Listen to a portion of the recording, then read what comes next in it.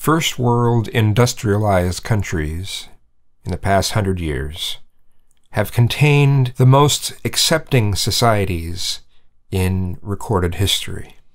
Regardless of where we once were, what we are now is the most open society ever recorded, at least on a large scale. I'm sure there are some examples of some really small societies, really tiny, just limited to the really little tiny area that have been different, but something that's more on a wide scale sort of thing. We haven't had anything in recorded history that's been more open-minded than what we have right now.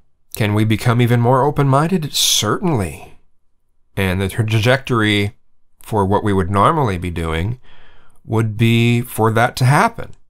See, one of the problems is that the majority culture is being attacked as if it's the enemy.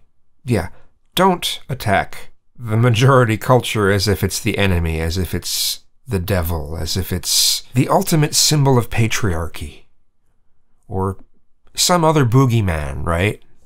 Don't attack the majority culture as if it's those things. We should be treating our society as the ever-changing entity that it is.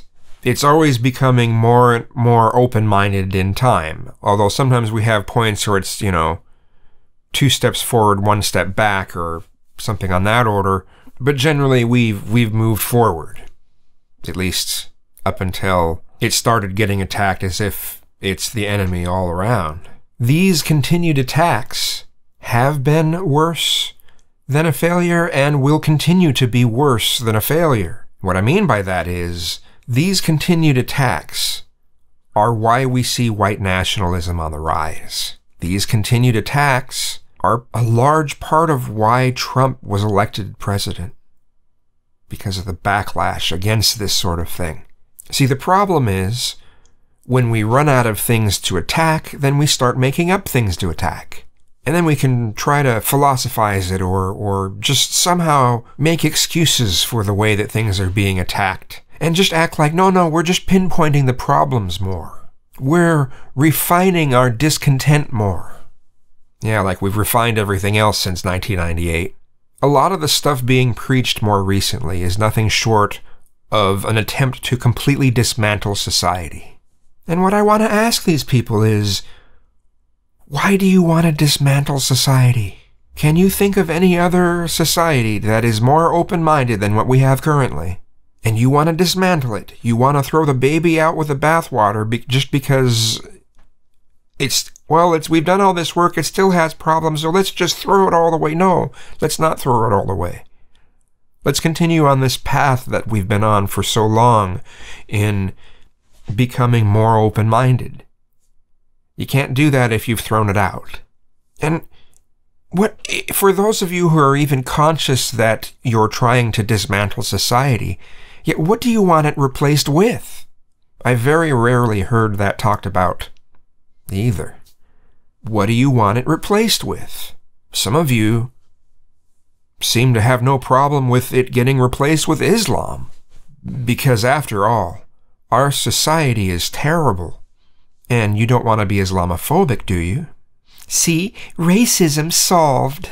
No matter how much I politically stretch in one direction or another, I simply cannot fathom being so ideological that I'd feel that destroying society is somehow a good thing.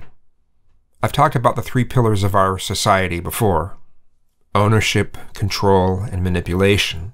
And if we destroy or irreparably damage one of them, the others will soon follow.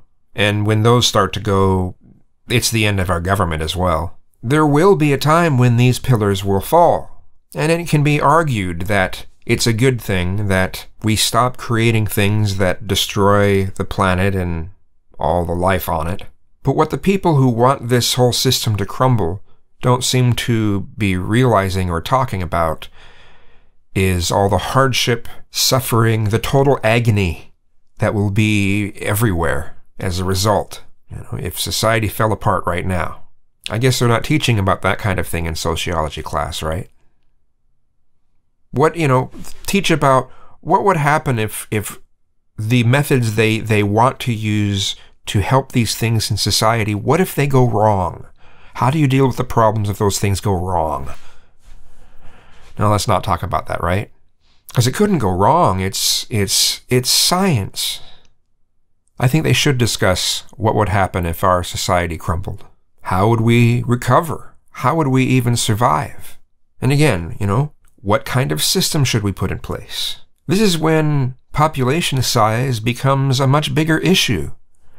This is when it shows that, yeah, we're overpopulated, because unless we have all these systems in place to distribute food and other necessities to the people that need it, people are going to die. Suffering, agony, some of the worst agony we've had because of just how many people we have now. Yeah, how do you stop that from happening? I mean, there has to be some sort of plan, but there isn't. Yeah, I'll just ask again, why do some of you want to dismantle society? How do you stop the suffering? How do you do harm reduction on something such as this?